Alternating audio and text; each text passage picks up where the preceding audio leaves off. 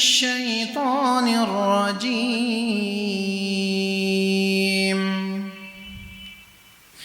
بسم الله الرحمن الرحيم.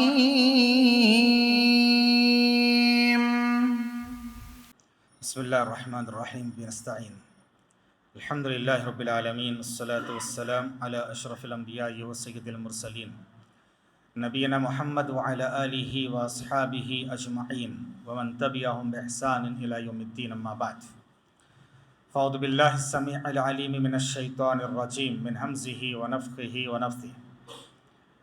إن عدة الشهور عند الله 12 شهرا في كتاب الله يوم خلق السماوات والأرض منها 4 حرم ذلك الدين القيم فلا تظلموا فيهن أنفسكم. حضرات گرامی، سورۃ التوبہ سورہ نمبر 9 آیت نمبر 36 آپ کے سامنے پڑھی گئی ہے. اللہ تعالیٰ نے اس آیت میں حرمت والے مہینوں کے تعلق سے بیان فرمایا کہ یہ جو حرمت والے مہینے ہیں 4 ہیں، ان میں کیا کچھ کرنا ہے اور کیا نہیں کرنا ہے، اللہ تعالیٰ نے دونوں کو بیان فرمایا ہے. تو آئیے ہم لوگ ان حرمت والے مہینوں میں کیا کیا کام مشروع ہے کرنا چاہیے اور کیا کیا کام ممنوع ہے نہیں کرنا چاہیے، اس تعلق سے چند دروس میں معلومات حاصل کریں گے انشاءاللہ المستعان. حرمت والے مہینے 4 ہیں. اللہ تعالیٰ نے اس آیت میں فرمایا ان عدت الشہور، یقیناً مہینوں کی گنتی، عند اللہ، اللہ تعالیٰ کے پاس 12 ہے. منہا 4 حرم، ان 12 مہینوں میں سے 4 مہینے حرمت والے ہیں. اور اللہ تعالیٰ نے یہ بات روز اول سے ہی طے فرما دیا ہے، یوم خلق السماوات والارض منہا 4 حرم، ان میں سے 4 حرمت والے ہیں. ذالک الدین القیم، اور یہ مضبوط دین ہے. فلا تظلموا فیہن انفسکم، لہذا تم ان مہینوں میں اپنے آپ پر ظلم نہ کرو. حاضرین، یہ 4 مہینے کون سے ہیں حرمت والے؟ اسلامی کیلنڈر کے لگاتار 3 مہینے، 11واں مہینہ ذوالقعدہ جو چل رہا ہے، 12واں مہینہ ذوالحجہ جو آنے والا ہے، پہلا مہینہ محرم، لگاتار 3 مہینے، اور بیچ میں ایک مہینہ ہے رجب. یہ 4 مہینے حرمت والے ہیں. تو یہ 4 حرمت والے مہینوں میں سے 3 مہینے ہمارے سامنے لگاتار آنے والے ہیں. ایک تو ذوالقعدہ چل رہا ہے، ذوالحجہ آنے والا، پھر محرم. تو اس مناسبت سے یہ سوچا گیا کہ ان مہینوں کے اعمال مشروعہ کیا کیا ہیں اور ممنوع کام کیا کیا ہے، کیا کیا غلطیاں ہم سے سرزد ہوتی ہے، یہ ہم معلوم کریں. کیونکہ غلطیوں کو معلوم کرنا بہت ضروری ہے. عمل سے پہلے علم ہونا بہت ضروری ہے. اسی لیے اسلام نے پہلا پیغام دیا، اقرا، پڑھو، پہلے معلوم کرو کہ کیسے تمہیں عبادت کرنا ہے، کیسے تمہیں اعمال انجام دینا ہے، کیسے تمہارا عقیدہ ہونا چاہیے، کیسے تمہارے اعمال ہونے چاہیے، کیسے تمہارا سلوک ہونا چاہیے، یہ تمہیں پہلے معلوم ہونا چاہیے. علم نہیں ہے، غلط کام کرو گے، اللہ کے پاس قابل قبول نہیں ہوگا. اس لیے عمل سے پہلے علم حاصل کرنا ضروری ہے. امام بخاری رحمہ اللہ نے اپنی صحیح کتاب صحیح بخاری میں باب باندھا ہے، العلم قبل القول والعمل، علم حاصل کرنا بولنے سے پہلے، عمل سے پہلے، ورنہ غلط بول دو گے، غلط فتویٰ دو گے، خود گمراہ ہوئے، دوسروں کو گمراہ کیے. غلط عمل کر لو گے، عمل کر کے بھی عاملۃ ناصبہ، کوئی فائدہ ہونے والا نہیں ہے. اسی لیے پہلے ہمیں علم حاصل کرنا ہے اور اس میں غلطیاں کیا ہے وہ معلوم ہونا ہے. صحابہ کرام، انبیاء اعظام، یہ لوگ کیا کرتے تھے؟ شرک سے ڈرتے تھے اور ہمارا کلمہ یہ سکھاتا لا الہ، پہلے تم نفی یعنی نیگیٹو چیزوں کو معلوم کرو کہ کیا کیا چیزیں نہیں کرنا ہے، کیا کیا چیزیں نہیں کرنا ہے۔ صحابی رسول جن کو اس امت کے امین الامہ کہا جاتا، صاحب السر کہا جاتا، رازدان رسول ہیں، اس امت کے امانت دار ہیں، حذیفہ بن یمان رضی اللہ تعالی عنہ، وہ کہتے ہیں کان الناس یسألون رسول اللہ صلی اللہ علیہ وسلم عن الخیر، لوگ آپ صلی اللہ علیہ وسلم کو خیر کے بارے میں پوچھتے تھے، وکنت اسألہ عن الشر، میں پیارے نبی صلی اللہ علیہ وسلم کو شر کے تعلق سے پوچھتا تھا کہ منع کیا ہے، کیا نہیں کرنا ہے، شر کیا ہے، منع کردہ کام کیا ہے، کیوں؟ تاکہ میں شر میں مبتلا نہ ہو جاؤں، شر میں مبتلا نہ ہو جاؤں، کہیں اس میں گر نہ جاؤ، مخافۃ ان اقع فی، کہیں شر میں مبتلا نہ ہو جاؤں۔ تو آئیے ان مہینے میں ممنوع کام کیا کیا ہے، کیا کیا کام ہمیں نہیں کرنا ہے، غلطیاں کیا کیا سرزد ہوتی ہے، اور کام کیا کیا کرنا ہے، ان کے ضمن میں انشاءاللہ ہم معلوم کریں گے۔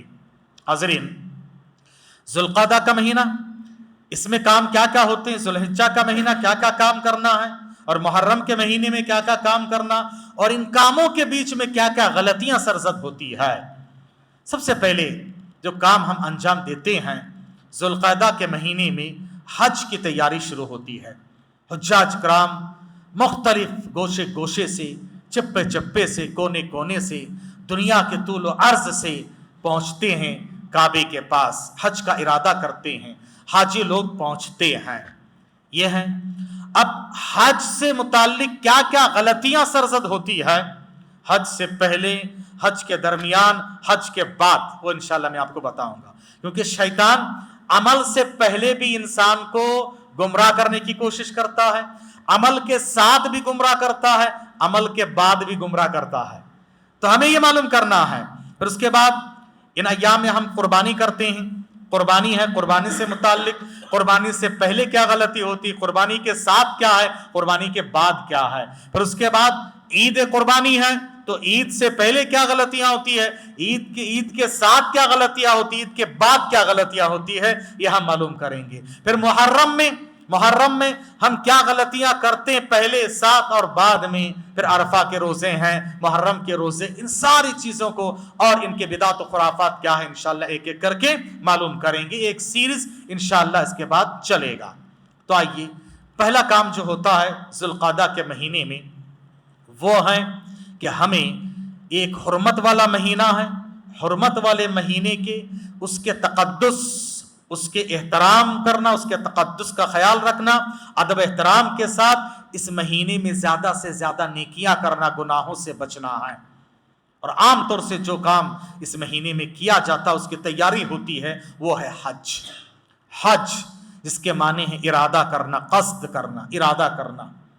وَأَذِّن فِي النَّاسِ بِالْحَجِّ، حج کا ارادہ، حج کا اعلان کر دو۔ ابراہیم علیہ السلام سے اللہ نے کہا، ابراہیم کی آواز کو اللہ تعالیٰ نے دنیا کے چپے چپے میں، گوشے گوشے میں، کونے کونے تک پہنچایا ہے۔ حاجی لوگ جاتے ہیں۔ اب حج کی تاریخ، اس کی فضیلت، اس کے مسائل آپ بارہا سن چکے ہیں، آپ کو میں اس میں لے کر نہیں جاؤں گا۔ اب حاجیوں سے کیا غلطی ہوتی ہے وہ میں آپ کو بتاؤں گا، اور غیر حاجی سے کیا غلطی ہوتی ہے وہ میں بتاؤں گا۔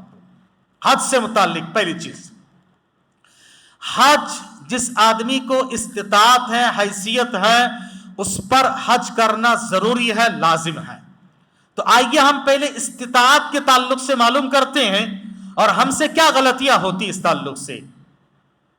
ابھی آپ دوسری رکعت میں سورہ آل عمران کی آیت سنے ہیں، لن تنار جو پارہ شروع ہوتا ہے، اس پارے کی اس صفحے کی آخری آیتیں ہیں کہ اللہ تبارک تعالیٰ نے فرمایا، حج کی تاریخ، ہسٹری، سب کچھ بیان کیا ہے۔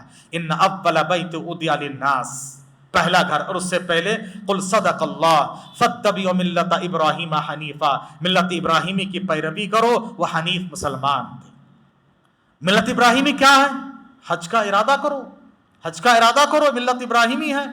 اور خانوادہ ابراہیم کو یاد کرو، صفا مروہ، زمزم، اور جو کعبہ آباد ہوا، مکہ آباد ہوا، کعبے کی تعمیر ہوئی ہے، مقام ابراہیم ہے، حجر اسود ہے، یہ سارے صفا مروہ ہے، زمزم کا پانی ہے، سب یہ سارے کے سارے ملت ابراہیمی کی یادگار ہے۔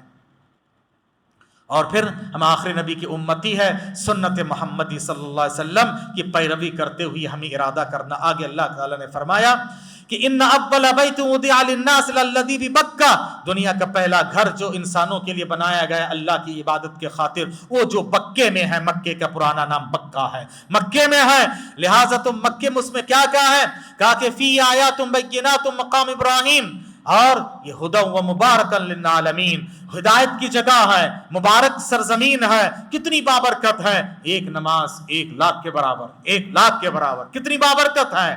ہاں، یہ کعبہ بابرکت ہے، حدود حرم بابرکت ہے، اور اس کے بعد زمزم کا پانی بابرکت ہے، مقام ابراہیم ہے، حجر اسود ہے، کعبہ ہے، حتیم ہے، ملتزم ہے، صفا ہے، مروہ ہے، سارے طواف، عبادت، بندگیاں، ذکر، اذکار، سب کچھ وہاں پر بابرکت ہے، مبارک ہدی للعالمین، دنیا والوں کے لیے ہدایت کا سرچشمہ ہے، ہدایت کا گہوارہ ہے۔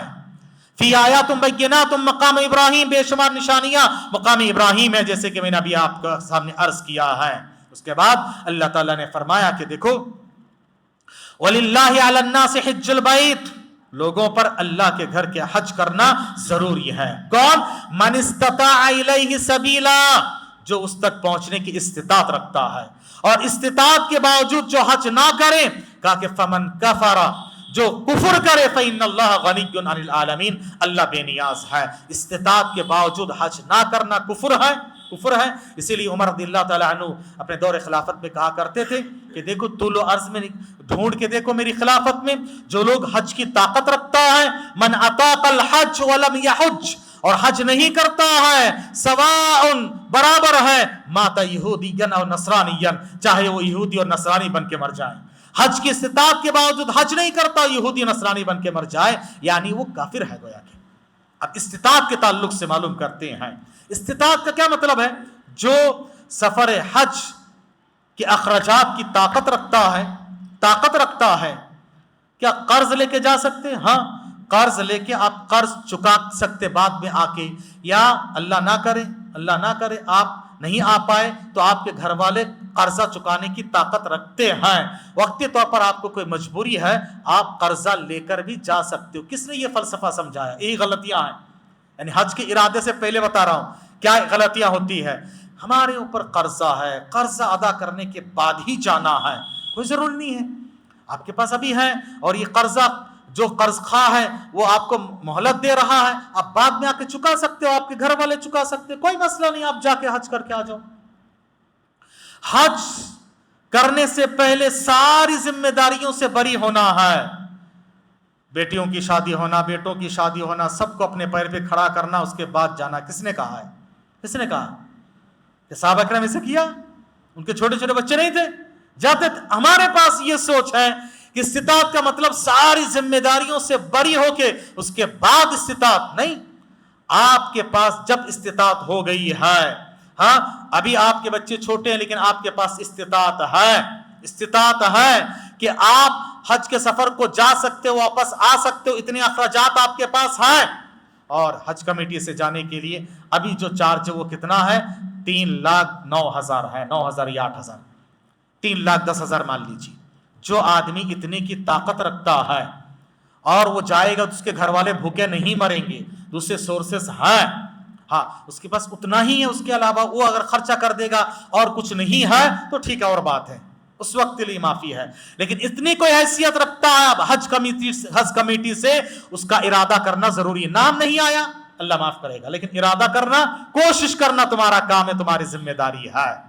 اور ایک چیز کیا ہوتی ہے کہ حج کو جانے سے پہلے اپنا عقیقہ ہونا ضروری ہے، عقیقہ ہونا چاہیے؟ نہیں، کوئی ضروری نہیں ہے، عقیقہ ہونا کوئی ضروری نہیں ہے، کہتے عقیقہ کر کے ہی جانا ورنہ نہیں جانا ہے، یہ غلط بات ہے، یہ سب غلطیاں ہیں۔ حج کے ارادے سے پہلے حاجی جو غلطی کرتا ہے استطاعت کے تعلق سے یہ غلطیاں ہم سے سرزد ہوتی ہے۔ یاد رکھو، استطاعت جب آپ بلوغت کو پہنچ چکے ہیں، اب بچہ ہے اس پر حج فرض نہیں ہے، بچہ حج کر دے ماں باپ کو ثواب ملتا ہے، بڑا ہونے کے بعد پھر اس کو کرنا، ہاں بڑے ہونے کے بعد پھر کرنا ہے، بچپنے میں جو کیے ہیں بڑے ہونے کے بعد فرضیت ساقط نہیں ہوگی، ہاں بڑا ہو گئے اب آپ کے پاس اتنی حیثیت وسعت ہے تو لازمی معنی میں آپ کو حج کرنا ہے۔ جیسے بلا وجہ تاخیر کر رہے ہیں، آپ بلا وجہ تاخیر کر رہے ہیں، جیسے ابھی آپ پر ظہر کی نماز فرض ہو چکی ہے، آپ کے پاس کوئی عذر نہیں ہے، آپ ظہر کی نماز کو ٹال کے پڑھے عصر کے وقت میں، گنہگار ہوں گے نہیں ہوں گے؟ ایسے ہی حج آپ پر فرض ہو چکا ہے، وقت بھی آ چکا ہے، کوئی رکاوٹ نہیں، کوئی عذر نہیں ہے، کوئی بہانہ نہیں، ہاں ایکسکیوز ہے، مجبوری ہے تو اور بات ہے، مجبوری نہیں ہے اور آپ حج کا ارادہ نہیں کر رہے ہو تو اللہ کے پاس جواب دینا پڑے گا۔ خامہ خواہ میں حج میں تاخیر نہ کریں۔ تو آج ہم نے حج سے متعلق یہ معلوم کیا ہے کہ حج کی استطاعت کے تعلق سے ہمارے پاس جو غلط فہمیاں ہے کہ تمام ذمہ داریوں سے بری ہونا ہے، قرضہ نہیں رہنا ہے اور جو سب کو اپنے پیر پہ کھڑا کر دینا ہے، عقیقہ ہونا چاہیے، سب غلط باتیں ہیں۔ یاد رکھیے اس کے لیے عمر کا بھی کوئی یہ نہیں ہے، سمجھتے ہیں کہ ساری ذمہ داریوں سے بری ہو کے ریٹائرڈ ہو جا کے آخری عمر میں جائیں گے، نہیں۔ جب آپ کے پاس استطاعت آ گئی ہے، آپ اپنی توانائی رہتے ہوئے حج کر لو، اور جوانی میں توانائی میں حج کرنے کا مزہ ہی کچھ اور ہے، اور جب آپ بوڑھے کمزور ہو چکے ہیں اور پورے ارکان ادا نہیں کر سکتے ہیں، چاہتے یہ کام کریں لیکن نہیں کر پا رہے ہیں، اس وقت آپ کو تکلیف ہوتی ہے۔ ہاں ایسی کسی کو مجبوری ہے، بڑھاپے کو پہنچ گئے ہیں، کر نہیں سکتے ہیں، بیمار ہے، لیکن استطاعت ہے، حیثیت ہے، وسعت ہے، کسی اور کو بھیجنا چاہیے ان کی طرف سے، لیکن کوئی کسی اور کی طرف سے حج کرنے کے لیے اپنا حج کیا ہوا ہونا ضروری ہے، اپنا حج کیا ہوا ہونا ضروری ہے کسی اور کی طرف سے حج کرنے کے لیے۔ کچھ لوگ بغیر حج کیے ہوئی کسی اور کی طرف سے جاتے ہیں، کچھ لوگوں کے پاس یہ مسئلہ یہ صحیح نہیں ہے۔ ابو داؤد کی روایت ہے، پیارے نبی صلی اللہ علیہ وسلم نے ایک آدمی کو کہا کہ وہ حج میں کہہ رہا کہ لبیک ان شبرمہ کی طرف سے میں حج کر رہا ہوں۔ کہا کہ شبرمہ کون ہے؟ کہا کہ فلاں عبد ان کی طرف سے کر رہا ہوں۔ نبی نے کہا کہ تم نے اپنا حج کیا کیا؟ کہ نہیں۔ کہا کہ حج عن نفسک، پہلے تم اپنی آپ کی طرف سے حج کرو، پھر اس کے بعد ان شبرمہ، پھر شبرمہ کی طرف سے کرو۔ صاف روایت ہے، اس لیے ان غلطیوں سے ہمیں پرہیز اور گریز کرنا چاہیے۔ جن کو استطاعت اور حیثیت ہے ان کو حج کا ارادہ جلد از جلد کر کے حج مکمل کر لینا چاہیے، اور جن کو اللہ تعالیٰ نے مزید حیثیت دی ہے، ایک صحیح حدیث سن لے، نبی نے فرمایا ایک حج کر لیے ہو، ایک فرض ہے زندگی میں، اس کے بعد بھی اللہ نے وسعت اور حیثیت دی، کہا کہ 5 سال میں ایک بار حج نہیں کرتا ہے، انہ لمحروم، وہ انسان محروم ہے، وسعت حیثیت ہے، 5 سال میں ایک بار کر سکتا ہے تو پھر کریں، لیکن آپ ایک کام یہ بھی کریں، 5 سال میں آپ کر سکتے ہو، ایک غریب مجبور پریشان حال ہے، کبھی سوچا نہیں کہ میں حج کو جاؤں گا، اس کے دل میں چاہت ہے، خواہش ہے، اللہ کا گھر دیکھنا تمنا ہے، آپ اس کو بھیجو، یہاں تک کہ زکوٰۃ کے پیسہ دے کر بھی غریب مجبور کو بھیج سکتے ہو، بھیجو، دیکھو دل سے دعا دے گا آپ کو۔ لوگ کہتے ہیں دعا میں یاد رکھنا، دعا کی ریکویسٹ کرتے ہیں، کوئی اپنے آپ کو ہی لوگ بھول جاتے ہیں، اپنا نمبر ہی یاد نہیں رکھتے، کہاں سے آپ کو یاد رکھے گا؟ ایسا احسان کر جاؤ کہ وہ نہ چاہتے ہوئے بھی آپ کو دعا میں یاد رکھے گا۔ دعا رب العالمین سے اللہ تبارک تعالی ہمیں اور آپ کو ان کئی ساری باتوں پر عمل کی توفیق عطا فرمائے، حج کرنے کے اللہ تعالیٰ سب کو سعادت نصیب فرمائے، اور اللہ تبارک تعالیٰ جن کو حیثیت دی ہے جلد از جلد ارادہ کر کے ان کے لیے آسانی فراہم فرمائے، اور غلط چیزوں سے اللہ تعالیٰ ہمیں محفوظ رکھے۔ آمین۔ سبحانک اللہم وبحمدک، اشہد ان لا الہ الا انت، استغفرک و اتوب الیک، وصلی اللہ علی نبینا محمد۔